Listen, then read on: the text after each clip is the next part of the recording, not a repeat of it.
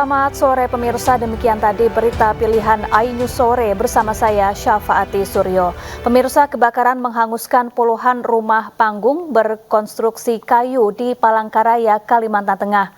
Proses pemadaman sempat terkendala akses jalan yang sempit.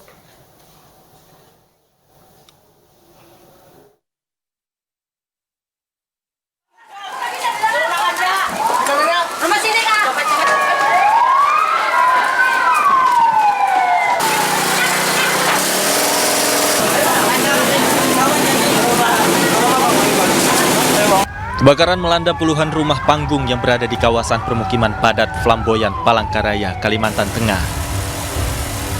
Hembusan angin kencang membuat kobaran api dengan cepat melalap bangunan rumah yang umumnya terbuat dari kayu. Warga yang mengetahui peristiwa ini panik berhamburan keluar rumah sambil berusaha menyelamatkan harta benda miliknya. Sempitnya akses menuju titik api membuat proses pemadaman terkendala. Mobil damkar yang tiba di lokasi tidak bisa mendekati titik kebakaran. Upaya pemadaman pun terpaksa dilakukan menggunakan mesin pompa portable, memanfaatkan air di sekitar lokasi kebakaran. Diduga api berasal dari salah satu rumah warga yang pertama kali terbakar.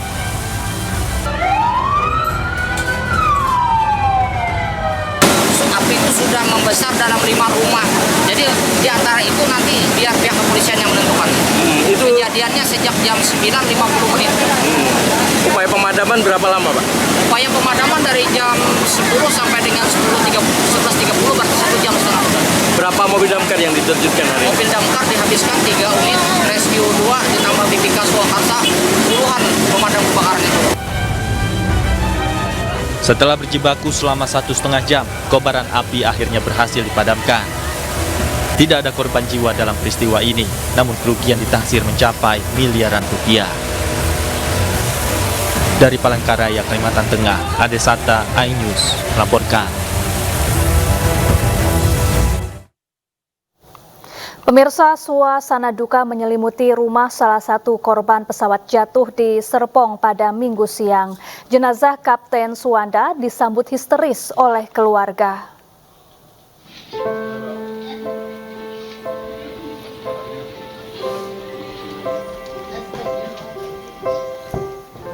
Jenazah Farid. Kediaman Kapten Suwanda, co-pilot pesawat nomor PKIFP yang jatuh di lapangan Sunbird, Kecamatan Serpong pada Minggu siang.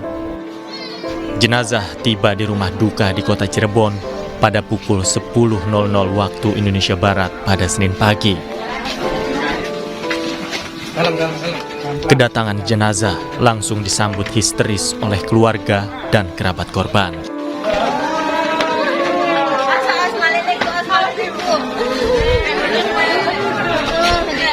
Keluarga dan kerabat langsung menyolati jenazah sebelum dimakamkan. Jenazah Kapten Suwanda dimakamkan di kampung halaman di Kampung Karangmalang, Kota Cirebon pada Senin siang.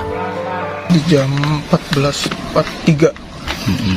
Sebelum itu kan saya sekitar 1 menit sebelum kejadian itu saya telepon bukan telepon, maksudnya informasi ke papa untuk tanggal 21 kan ada event di Tanjung Lesung.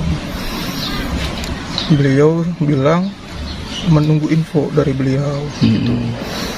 Ya, terus setelah saya infokan 14.42 itu 14.43 saya diinfokan lagi untuk dari kondisi papa saya, dan di 43 itu saya dikabari untuk papa sudah kecelakaan di BSD itu. Almarhum co-pilot Kapten Suwanda yang dikenal baik ini meninggalkan 2 orang anak, istri, dan ibunya di Cirebon. Dari Cirebon, Jawa Barat, Toh Iskandar, iNews melaporkan. Ya, seluruh jenazah korban kecelakaan pesawat latih di kawasan BSD Tangerang Selatan telah diserahkan ke pihak keluarga untuk dimakamkan. 3 korban jiwa dalam insiden ini merupakan pilot, co-pilot, dan mekanik pesawat.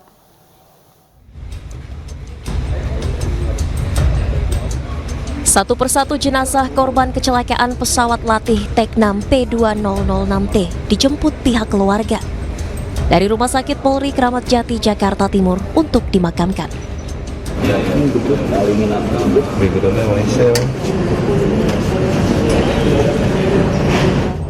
Isak tangis mengiringi suasana pengambilan jenazah oleh pihak keluarga korban.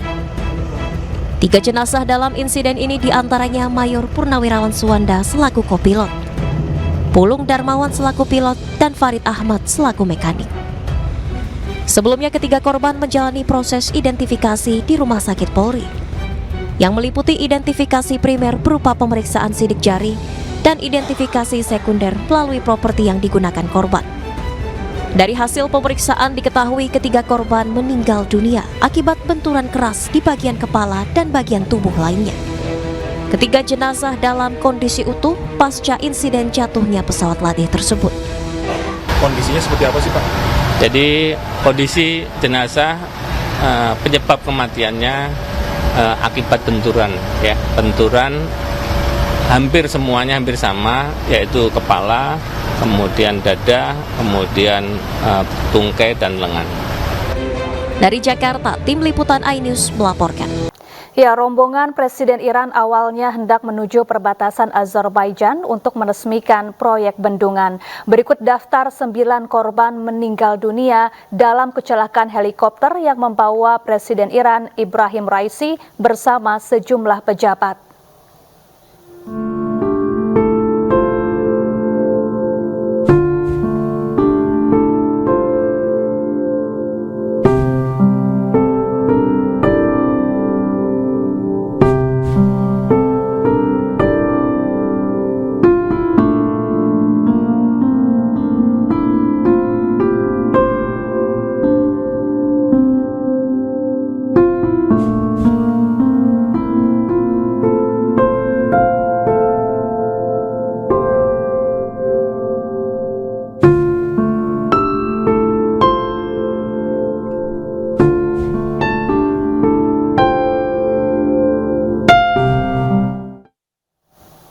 Ya, untuk mengetahui informasi selengkapnya kami telah terhubung dengan warga negara Indonesia di Iran, Laila Rahmah. Selamat sore Mbak Laila. Halo, selamat sore. Ya, sebelumnya kami mengucapkan turut berduka cita atas berpulangnya Presiden Iran Ibrahim Raisi. Mbak Laila, saat ini bagaimana kondisi terkini di Iran pasca Presiden Ibrahim Raisi dilaporkan meninggal dunia akibat kecelakaan helikopter? Baik, tentunya di sini sedang suasana berkabung ya.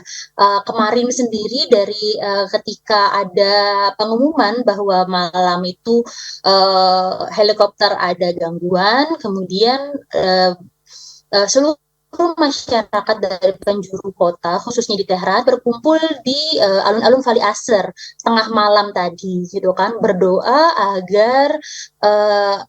untuk keselamatan Presiden Raisi dan para pendampingnya. Kemudian sayangnya pagi ini ada pengumuman bahwa memang dibenarkan Presiden Raisi telah meninggal dunia bersama dengan seluruh penumpang helikopter yang tidak kembali tersebut seperti itu. Kemudian hari ini saya sendiri dan warga negara Iran lainnya kegiatan sehari-hari seperti biasa. Saya masuk kuliah, seharusnya tadi ada 4 jam pelajaran, tetapi di jam ketiga dan jam keempat itu di-cancel pelajarannya gitu, agar para sivitas akademika dapat berdoa dan berkumpul bersama di Masjid Center Tehran University seperti itu. Jadi kebetulan Tehran University dan Tehran University Medika Sains sendiri itu adalah instansi pemerintah ya, jadinya kemungkinan besar juga untuk instansi-instansi pemerintah yang lainnya pada jam 11 tadi sampai jam 1 itu berkumpul di masjid di Tehran University untuk berdoa bersama untuk berpulangnya Presiden Raisi dan pendamping-pendamping yang ikut bersama di helikopter tersebut begitu. Apakah ada informasi terbaru yang diumumkan oleh pemerintah di sana terkait jenazah para korban? Apakah telah dievakuasi seluruhnya, Mbak Laila? Untuk evakuasi, Karena mungkin sampai sekarang itu kan memang keadaannya berkabut ya, memang berkabut, kemudian cuaca memang di sana kurang baik begitu kan, itulah juga yang menyebabkan insiden ini terjadi. Untuk evakuasi masih belum ada evakuasi untuk sampai sekarang, tapi identifikasi juga belum teridentifikasi yang mana dan yang siapa gitu kan. Tapi sudah dipastikan bahwa dari helikopter tersebut tidak ada korban yang selamat seperti itu. Tetapi untuk evakuasi masih belum ada pengumuman terkini. Baik, kemudian apakah sudah ada persiapan khusus baik di pusat pemerintahan Iran di sana maupun di kediaman dari Presiden Ibrahim Raisi, misalnya terkait persiapan persemayaman jenazah maupun pemakaman nantinya? Untuk persiapan sendiri sebenarnya kan dari kemarin itu memang intens ya, Imam Ali Khamenei itu mengadakan rapat intens seperti itu, dan Imam Ali Khamenei sudah mengumumkan bahwa akan diminta untuk adanya hari berkabung selama 5 hari seperti itu, dan kemudian diadakanlah rapat luar biasa, bahasanya rapat luar biasa, dan menentukan bahwa hari berkabung akan 7 hari dengan 3 hari libur resmi seperti itu. Mungkin di hari-hari berkabung inilah itu akan ada persiapan-persiapan untuk pemakaman dan yang lain-lainnya seperti itu. Baik, kemudian terkait penyebab jatuhnya helikopter, apakah sudah dipastikan oleh otoritas di sana bahwa ini akibat cuaca buruk atau ada dugaan lain, Mbak Laila? Untuk akibat dari kecelakaan ini sudah ada pengumuman resmi bahwa ini adalah akibat dari cuaca buruk. Karena memang memang pada saat itu cuacanya buruk, dan untuk kemudian helikopter tidak bisa stabil dan akhirnya terjadilah jatuh seperti itu. Untuk kemungkinan lain belum ada pengumuman, tetapi untuk sekarang resminya adalah dikarenakan cuacanya buruk seperti itu. Baik, Mbak Laila, bagaimana sosok Presiden Ibrahim Raisi di mata rakyat Iran?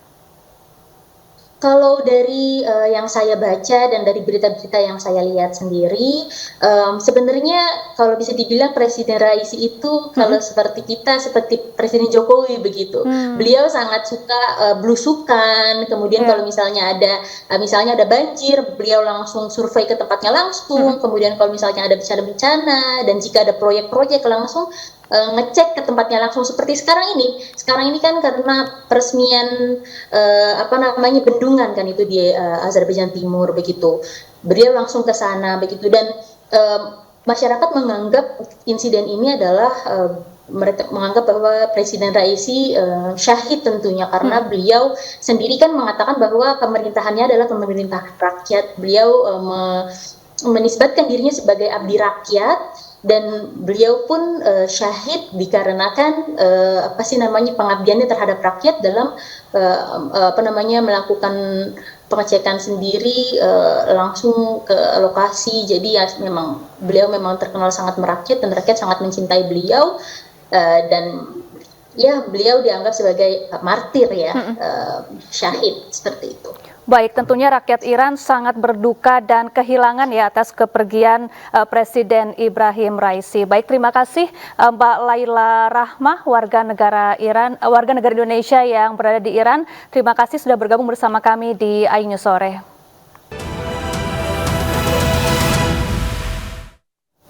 Pemirsa, 3 petak ruko di daerah Belanti, Kecamatan Padang Utara, Kota Padang, Sumatera Barat ludes terbakar. Beruntung tidak ada korban jiwa dalam peristiwa itu, namun 1 orang karyawan laundry mengalami luka bakar.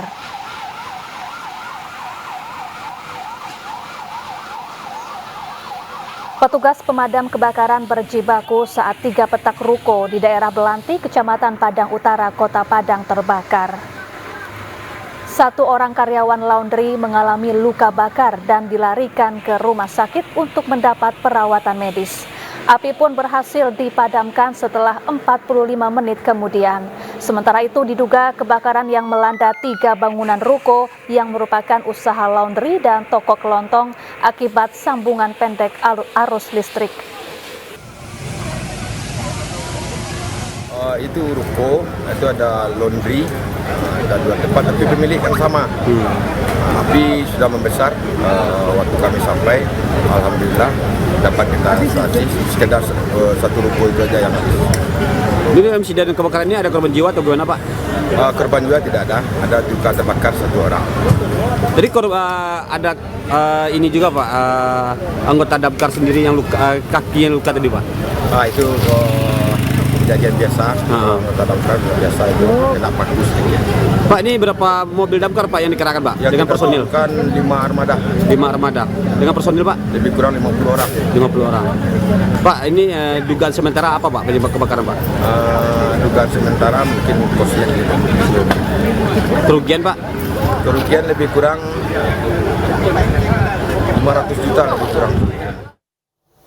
Diduga mabuk, pengendara mobil sedan menabrak gerobak pedagang di Jalan Awi Ligar, Kabupaten Bandung. Pengemudi berusaha kabur namun mobil oleng dan menabrak pagar rumah warga hingga terbalik.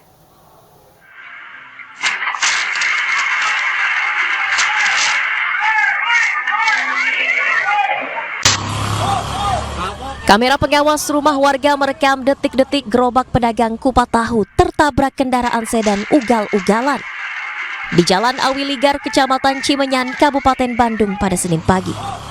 Dalam rekaman video terlihat sebuah kendaraan jenis sedan hitam melaju kencang dari arah utara menuju arah selatan. Sedan tersebut kemudian hilang kendali dan menyeruduk gerobak pedagang kupat tahu. Usai menabrak mobil sedan hitam tersebut langsung melaju kencang berusaha kabur.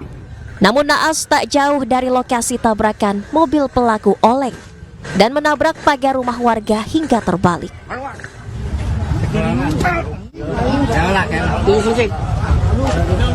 Warga yang geram melihat peristiwa tersebut lantas meneriaki dan menggiring pelaku keluar dari mobil yang diduga berkendara dalam kondisi mabuk. Tahu-tahu roda udah ketabrak ke sini di depan saya. Ya udah gitu mobilnya nggak berhenti, suruh berhenti, kabur ke sana. Tahu-tahu di sana nabrak Pak. Benteng ya? Nabrak benteng. Ya udah kejadian itu saya di sini nggak ikut ke sana, orang-orang pada ke sana ya nggak. Tidak ada korban jiwa dalam peristiwa ini, namun gerobak pedagang kupat tahu rusak parah hingga tak bisa berjualan. Sementara pengemudi beserta barang bukti 1 unit mobil sedan diamankan petugas Polsek Cimenyan. Dari Kabupaten Bandung, Jawa Barat, Yuan Pangestu, iNews melaporkan. Kita beralih ke informasi lain pemirsa. Polda Jawa Barat merilis 3 DPO atau buron kasus pembunuhan Vina dan Eki. Ketiga DPO tersebut ditulis bertempat tinggal di Desa Banjarwangunan, Kabupaten Cirebon, Jawa Barat. Terkait hal ini, pemerintah Desa Banjarwangunan telah melakukan pemeriksaan nama-nama yang ada dalam DPO polisi. Dari pemeriksaan ditemukan nama Andi sebanyak 15 orang, Dani 9 orang, sementara Peggy tidak ada.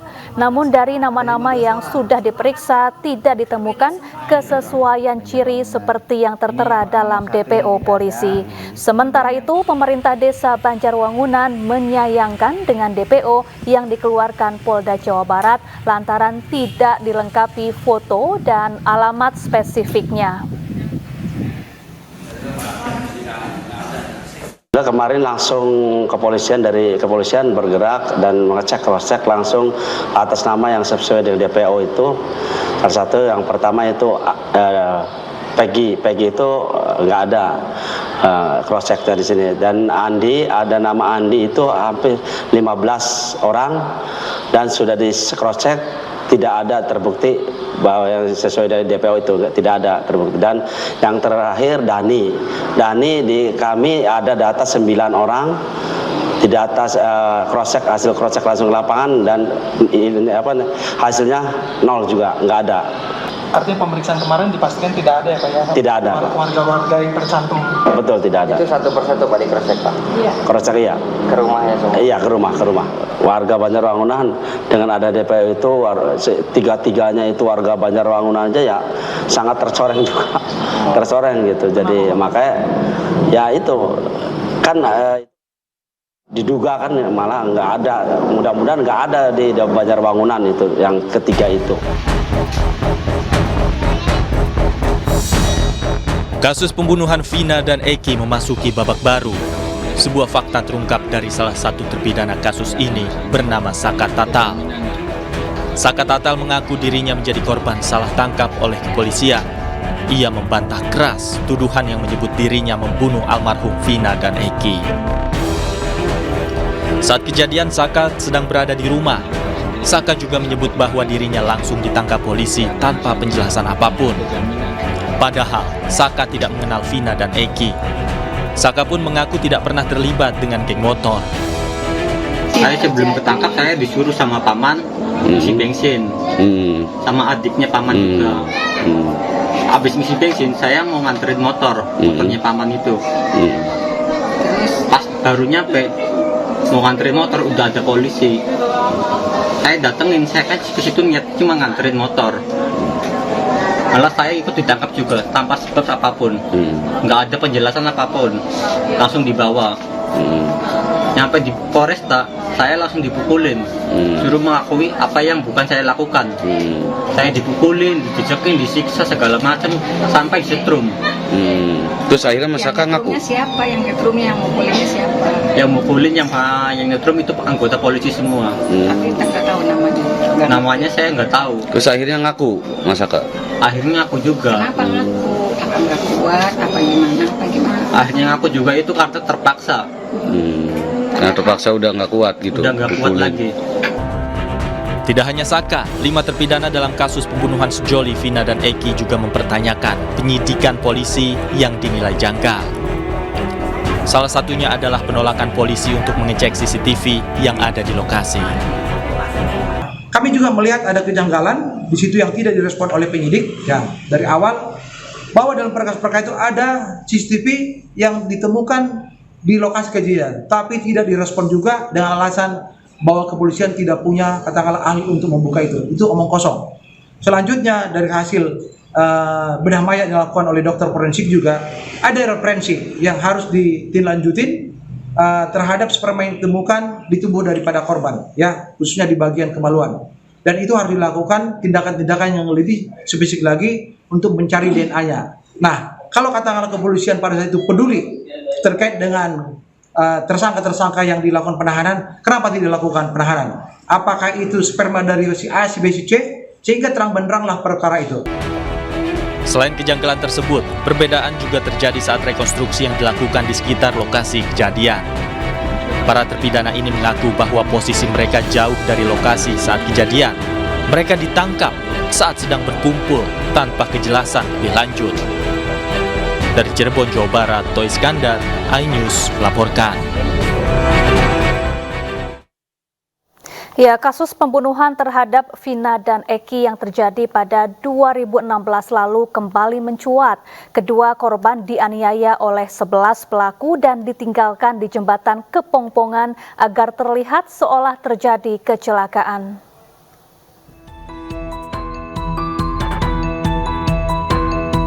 Tanggal 27 Agustus 2016, pukul 22.00, Vina berboncengan motor dengan kekasihnya Eki dan rekannya melintasi Jalan Perjuangan depan SMPN 11 Kota Cirebon. Di perjalanan, kedua korban dilempari batu 11 orang pelaku gerombolan bermotor. Korban sempat berlari menyelamatkan diri, namun para pelaku mengejar dan menjatuhkan korban di jembatan Kepongpongan. Saat terjatuh, kedua korban dibawa ke depan SMPN 11 Talun Cirebon dan dianiaya oleh para pelaku. Bahkan Vina alami pemerkosaan. Usai menghabisi nyawa kedua korban, para pelaku membawa dan meninggalkan jasad di jembatan Kepongpongan agar terlihat seperti terjadi peristiwa kecelakaan. Awalnya keduanya dilaporkan kecelakaan tunggal di Jalan Raya Kecamatan Talun Cirebon. Namun setelah penyelidikan, lebih lanjut ternyata korban bukanlah kecelakaan tunggal, melainkan korban pembunuhan oleh geng motor. 11 orang menjadi pelaku di mana 8 orang telah ditangkap dan ditahan, sementara 3 orang masih buron hingga saat ini. Tim Liputan iNews melaporkan.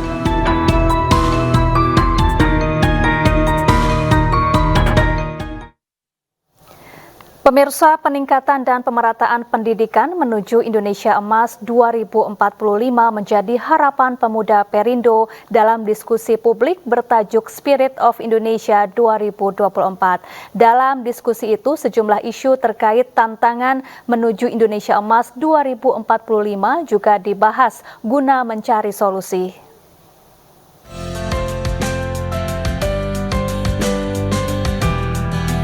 Talkshow bertajuk Spirit of Indonesia 2024 digelar di Gedung Kemenpora, Jakarta Pusat. Talkshow yang diselenggarakan oleh Forum Diskusi Muda dan Pemimpin Muda Nusantara ini mengangkat sejumlah isu terkait tantangan generasi muda menuju Indonesia Emas 2045 seperti isu pendidikan, digitalisasi, hingga entrepreneurship. Pemuda Perindo yang hadir dalam diskusi ini meminta pemerintah untuk memperhatikan peningkatan dan pemerataan pendidikan sebagai persiapan menuju Indonesia Emas. Satu, pendidikan harus diperbaiki karena dari pendidikan ini anak-anak muda ini bisa menggunakan skillnya sebagai membuka lapangan pekerjaan untuk bisa kembali mengembangkan dirinya, kemudian melihat bisa menatap masa depannya, bahkan bisa membangun masa depannya, apalagi untuk Indonesia Emas 2045. Diskusi ini juga diharapkan dapat memotivasi para pemuda untuk terus berkarya dan mandiri dalam mengisi pembangunan. Kita berharap bahwa talkshow ini bisa meningkatkan kemandirian, meningkatkan kewirausahaan, entrepreneurship di kalangan pemuda. Isu yang berkaitan menuju Indonesia Emas nanti 2045. Salah satunya tentang bagaimana cara pemuda untuk ikut serta dalam program pemerintah, yaitu kayak yang dibahas saat ini ada kayak hilirisasi, terus juga berkaitan dengan teknologi. Bonus demografi yang akan didapat Indonesia akan menjadi peluang untuk maju menuju Indonesia Emas 2045. Dari Jakarta, Amrina Rida, Muhammad Zulkarnain, iNews melaporkan. Pemirsa, 8 tahun berlalu baru 8 pelaku pembunuhan Vina yang berhasil ditangkap dari total 11 tersangka. Namun keluarga korban menegaskan akan terus berjuang mencari keadilan.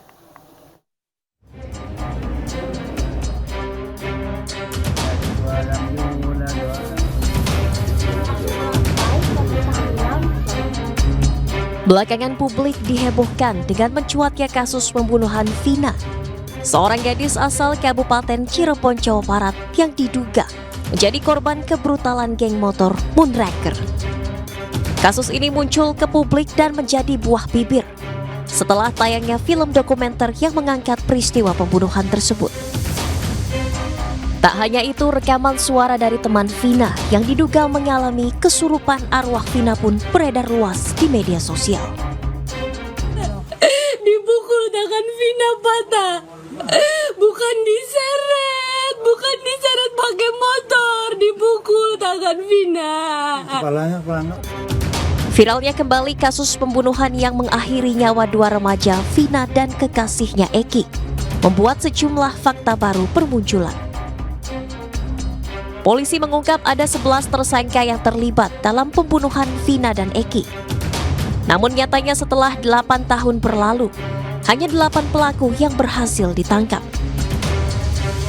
Kini polisi kembali mengungkapkan pihaknya masih terus mengejar 3 pelaku yang masih buron.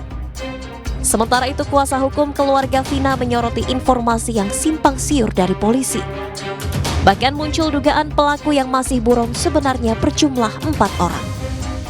Apa saja yang membuat kesulitan pihak kepolisian sehingga 3 orang tersebut, bahkan ini saya dapat informasi dari lawyernya tersangka, itu bukan 3 justru Mbak, 4 yang didapat. Sebenarnya ada 4 orang sebenarnya masih berstatus tersangka berikutnya yang harus ditangkap. Nah ini yang saya juga aneh juga, kenapa kok yang 3 dimunculkan, yang 1 kemana? Nah, karena di dalam berkas perkara itu menurut lawyer lawan itu, lawyer tersangka, itu ada 4 orang justru, bukan 3 orang, Mbak. Begitu. Sementara itu, Marliana, kakak Vina, menegaskan pihak keluarga terus mengejar dalang pembunuhan Vina dan Eki. Sejumlah kejanggalan yang muncul dalam proses pencarian keadilan tak menyurutkan semangat keluarga Vina. Terus sama bapak sama kakek kan dibawa pulang tuh, almarhum dibawa pulang, dimandikan, terus dikebumikan. Hari ketiga saya ngambil HP almarhum. HP almarhum itu dengan kondisi yang masih bagus, Mas. Nggak ada lecet, nggak ada remuk, retak, itu nggak ada. Saya di situ mulai curiga tuh, kok aneh ya logikanya. Kecelakaan yang sampai segitu hebatnya, tapi HP nggak kenapa-kenapa. Terus saya lanjut tuh lihat motor. Coba dong saya lihat motor, itu motor pun sama. Nggak pecah, nggak remuk, itu sama. Hal senada juga disampaikan Ibtu Rudiana, ayah dari korban Eki, kekasih Vina. Ia menyampaikan akan terus mengusut dalang pembunuh anaknya. Pada kesempatan ini, saya mengharapkan kepada seluruh warga negara Indonesia, saya adalah orang tua kandung dari almarhum Muhammad Rizky Rudiana atau Eki. Saya mohon kepada seluruh warga negara Indonesia agar jangan membuat kami lebih sakit. Eki adalah anak kandung kami yang mana menjadi korban daripada kelompok-kelompok yang kejam. Saya tidak diam, saya terus berupaya dan bekerja sama dengan reskrim. Terbukti beberapa kita kami amankan dan sisanya sedang kami perjuangkan untuk dilakukan pengungkapan. Sekali lagi saya mohon doa, mudah-mudahan orang-orang yang telah mengambil nyawa anak saya bisa segera terungkap. Kini pertanyaannya, akankah ketiga pelaku buron tertangkap setelah 8 tahun berlalu? Tim Liputan iNews melaporkan. Longsor dari tebing setinggi 50 meter di Dusun Katengkong di Kabupaten Toraja Utara, Sulawesi Selatan membuat akses jalan utama warga terputus. Akibat longsor, ribuan warga terisolasi.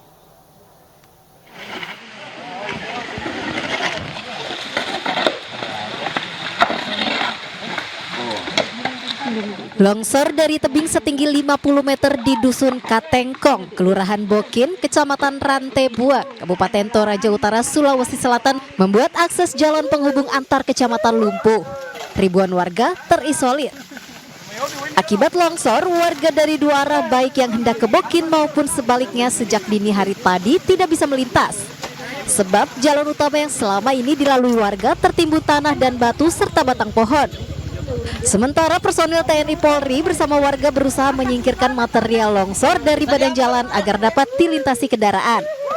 Sayangnya, proses pembersihan material longsor yang menutup jalan penghubung kecamatan tersebut berjalan lambat. Sebab warga dan personil TNI Polri hanya menggunakan alat seadanya. Karena alat berat dari Pemkab Toraja tak kunjung datang ke lokasi kejadian. Cara bekerja sama, baik menggunakan alat seadanya sehingga akses jalan dapat dilalui kembali baik roda 2 maupun roda 4 masyarakat yang akan melintas maupun yang tinggal di lokasi sekitar kejadian agar tetap waspada. Setelah berjibaku memindahkan tanah berlumpur dan batu serta batang pohon, akhirnya akses jalan utama yang menjadi penopang ekonomi warga di wilayah tersebut bisa dilalui kendaraan secara bergantian. Dari Toraja Utara, Sulawesi Selatan, Jufri Tonapa, iNews melaporkan.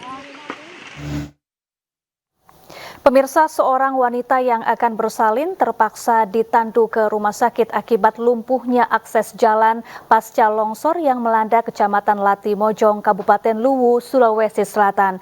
Ia ditandu puluhan kilometer melewati medan terjal dan licin.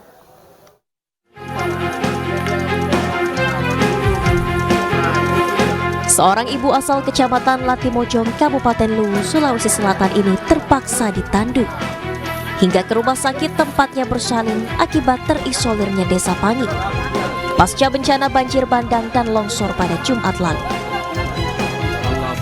Warga dan petugas kepolisian bergantian menandu ibu bersalin ini.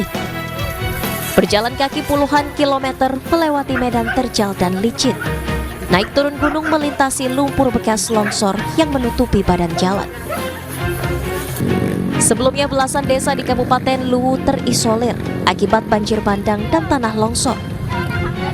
Hingga kini tim gabungan masih berjibaku membuka jalur terisolir. Sementara itu petugas kepolisian dari Polres Palopo terus menyalurkan bantuan ke desa terisolir dengan motor trail demi memastikan warga tak ada yang kelaparan. Dari Kabupaten Luwu, Sulawesi Selatan, Nasruddin Rubak, iNews melaporkan.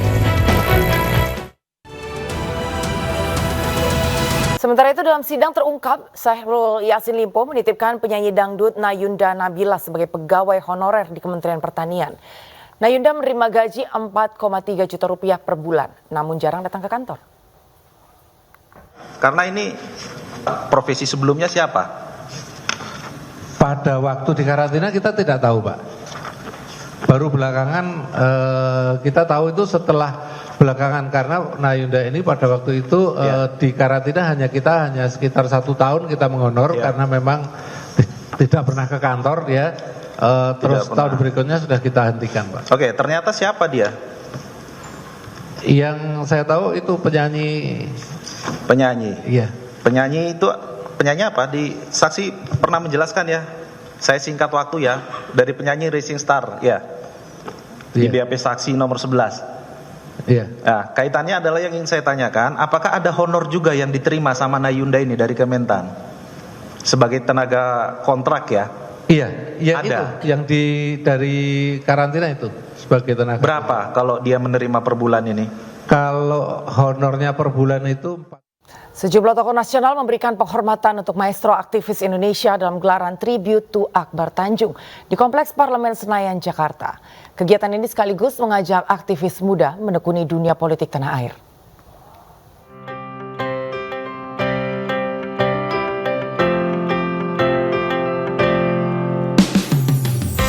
Forum Aktivis Nasional atau FAN menggelar acara bertajuk Tribute to Akbar Tanjung di Gedung MPR Kompleks Parlemen Senayan, Jakarta. Acara yang dihadiri sejumlah tokoh nasional ini memberikan apresiasi dan penghargaan kepada sosok Akbar Tanjung sebagai maestro aktivis Indonesia. Atas jasanya di dunia politik Indonesia, khususnya dalam kontribusinya mengkader kaum muda. Dalam acara ini, Akbar Tanjung secara simbolik menerima penghargaan berupa lukisan diri yang diberikan langsung oleh Ketua MPR RI Bambang Susatyo dan sejumlah tokoh lainnya. Pak Akbar Tanjung bagi saya adalah sosok yang luar biasa yang menyelamatkan Partai Golkar dan selalu menjadi teladan bagi kami, saya terutama yang sebagai aktivis HMI, ya, sekaligus juga kita belajar tentang kesabaran, ketegasan, kepiawaian dalam berpolitik. Sepak terjang Akbar Tanjung patut menjadi teladan bagi aktivis muda karena kepiawaiannya dalam menekuni dunia politik tanah air patut dicontoh, bahkan sejak era Orde Baru. Dari Jakarta, Amrina Rida, Jemi Jasin, Tri Julianto, iNews melaporkan. Dan pemirsa, untuk membahas informasi selengkapnya kami telah terhubung melalui sambungan telepon dengan Ketua Komite Nasional Keselamatan Transportasi atau KNKT Suryanto Cahyono dan Suharto Abdul Majid yang juga akan bergabung dialog hari ini. Selamat malam Bapak-Bapak sekalian. Selamat malam Mbak Anggi, selamat malam Pak Ketua KNKT. Baik, terima kasih. Terima kasih Bapak-Bapak sudah bergabung dalam iNews Sore. Pak Suryanto, saya ke Bapak terlebih dahulu. Apakah ada temuan baru Bapak dari peristiwa jatuhnya pesawat ini? Karena informasi terakhir masih mencoba mencari tahu bagaimana komunikasi terakhir ya dengan bandara. Iya, untuk temuan baru kita belum ada Mbak. Cuman nanti untuk ketemu dengan petugas air traffic controller kita mungkin besok atau besok lusa. Schedule-nya oleh teman-teman dibikin seperti itu. Okay. Jadi saat ini kita masih fokus dengan data-data yang sudah kita kolek aja, seperti logbook, terus COV-nya pesawat. Oke, berarti masih menunggu informasi lebih lanjut. Kalau dari Pak Soeharto sendiri bisa dijelaskan kepada kami dan juga kepada pemirsa di rumah, sebetulnya SOP untuk pesawat itu bisa terbang atau lepas landas sebetulnya seperti apa ya Bapak? Ya baik Mbak Anggi, sebelumnya kami ingin mengucapkan innalillahi wa inna ilaihi raji'un ya, turut prihatin dan berduka cita yang sedalam-dalamnya atas meninggalnya ya 3 penumpang pesawat latih ya. Ya ini adalah peristiwa yang ya tentu saja membuat kita prihatin ya. Terkait dengan SOP itu sudah menjadi standar internasional dalam penerbangan ya, baik penerbangan komersil maupun penerbangan latih apapun itu sudah ada SOP sedemikian rupa yang memang tentu saja itu sudah harus ditaati ya oleh dunia penerbangan ya, oleh pihak-pihak yang berkepentingan, begitu Mbak Anggi. Baik, berarti sebetulnya kalau dari Pak Soeharto sendiri masih dalam proses investigasi sama seperti yang sedang dicari tahu oleh Pak Suryanto sendiri. Ya, prinsipnya seperti itu karena kan kita tidak boleh gegabah, tidak boleh ceroboh ya, memang harus mendapatkan data yang akurat, yang lengkap ya, sehingga nanti di dalam penanganan dan pengambilan keputusan berikutnya itu betul-betul sesuai dengan ketentuan yang telah ditetapkan ya oleh penerbangan internasional. Makanya KNKT memang harus bekerja di samping ya tentu saja harus sigap cepat, tetapi dia juga harus dalam pengertian harus hati-hati, harus dapat mengumpulkan data dengan selengkap-lengkapnya dan seakurat mungkin. Karena memang sebetulnya kan begitu peristiwa yang terjadi memang cuaca lagi tidak baik. Namun kita juga masih menunggu proses investigasi seperti apa, apakah ada human error atau mungkin ada kendala dari mesin sendiri. Untuk Pak Suryanto sendiri sebetulnya berapa lama waktu untuk investigation planning Bapak biasanya kalau untuk menemukan penyebab kecelakaan pesawat itu? Nggak mesti Mbak. Jadi ada yang cepat, ada yang lama. Seperti dulu Silk Air itu karena baca black box-nya sangat sulit, kita sampai 3 tahun atau 3 tahun setengah baru selesai. Tapi kalau yang simpel-simpel ya kita bisa cepatnya seperti waktu itu datanya lengkap, Sriwijaya kita bisa selesaikan dalam waktu 1 tahun. Atau bahkan kalau kasusnya lebih simpel lagi bisa kurang dari 1 tahun. Betul bahwa pesawat milik Indonesia Flying Club ini tidak memiliki kotak hitam atau black box Bapak? Ya memang untuk pesawat dengan ukuran segitu di bawah 5.700 kilo itu tidak diwajibkan memiliki black box.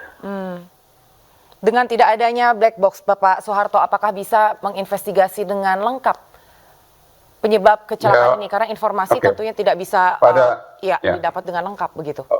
Oke, pada dasarnya setiap insiden maupun eksiden itu harus bisa diinvestigasi ya dengan dengan sesuai dengan protokol yang sudah ditetapkan.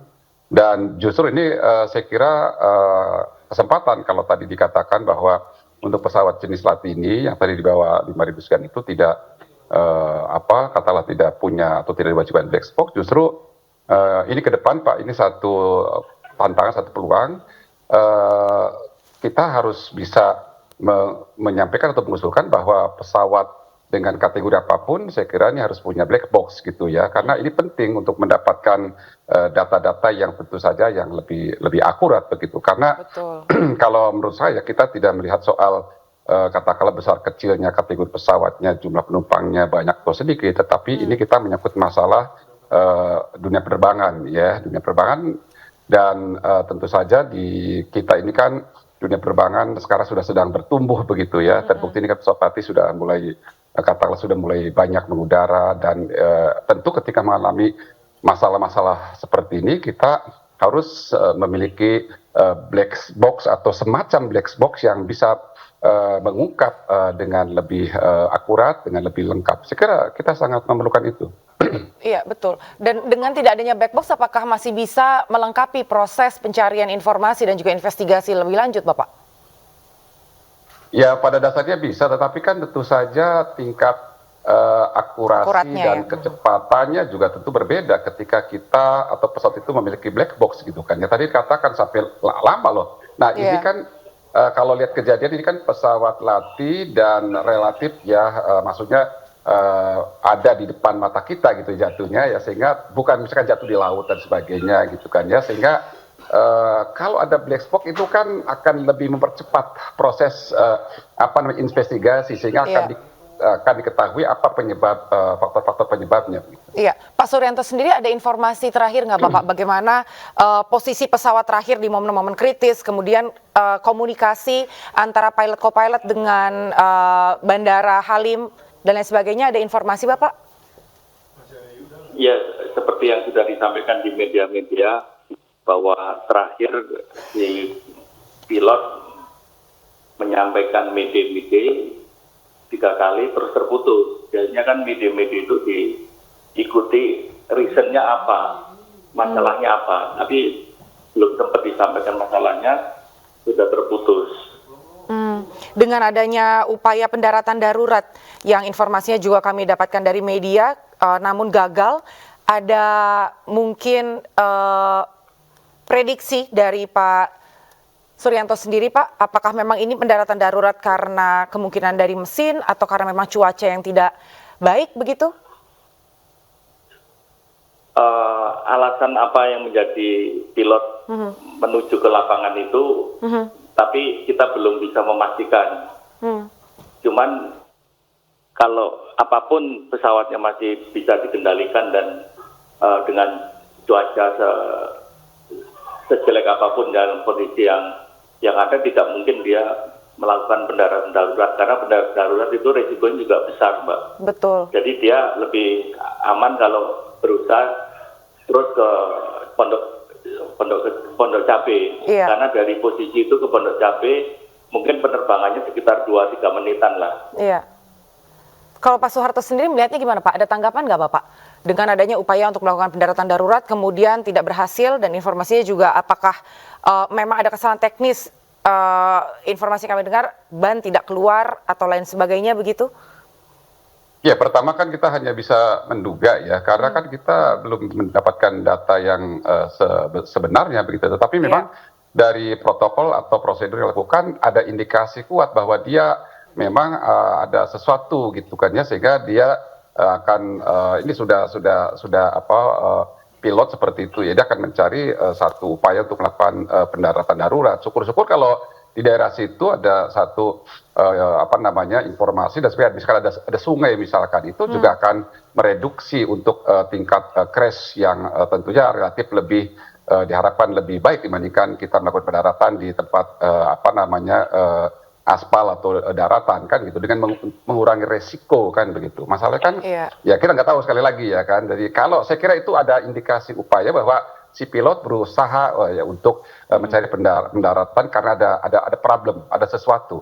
Iya, dan mengingat ini kan sebetulnya adalah pesawat latih begitu ya, Pak Suryanto dan juga Pak Soeharto. Artinya bahwa pesawat ini memang tidak dipergunakan untuk komersil begitu.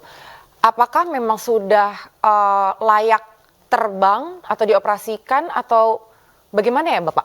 Mungkin dari Pak Suryanto dulu boleh ditanggapannya Pak. Iya, gini Mbak, pesawat itu bisa dipakai untuk sebagai pesawat latih, bisa dipakai untuk sebagai pesawat hobi, bisa juga dikomersialkan. Ya.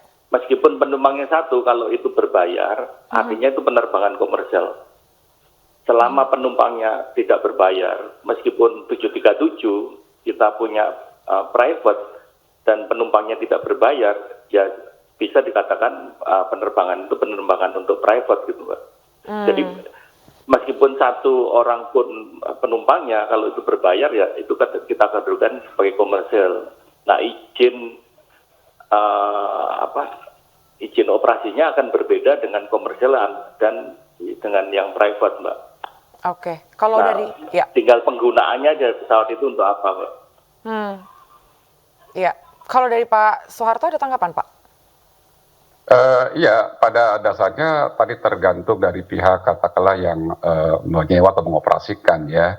Sepanjang itu memang nanti kita lihat memang ada izin-izinnya ya, saya kira dari sisi itu nggak ada masalah ya. Dari sisi itu masalah, termasuk nanti kan bisa kita lihat di samping dari kelaikan udah pasti, kemudian dari izin mengoperasikan pesawat, dan juga nanti ada dokumen flight plan dan seterusnya. Nah, itu akan kita cek betul kan, dan saya kira nanti KNKT kan nanti akan lebih fokus ke masalah investigasinya itu kan, jadi akan lebih ke sana. Oke.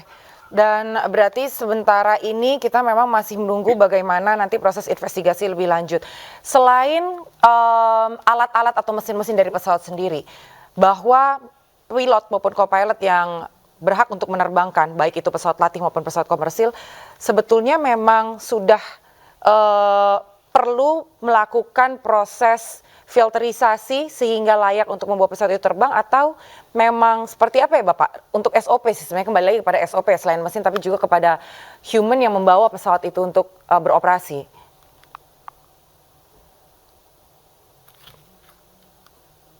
Pak Suryanto? Oh iya Mbak, jadi memang selain pilot punya license, dia juga harus rating untuk pesawat yang akan dibawanya.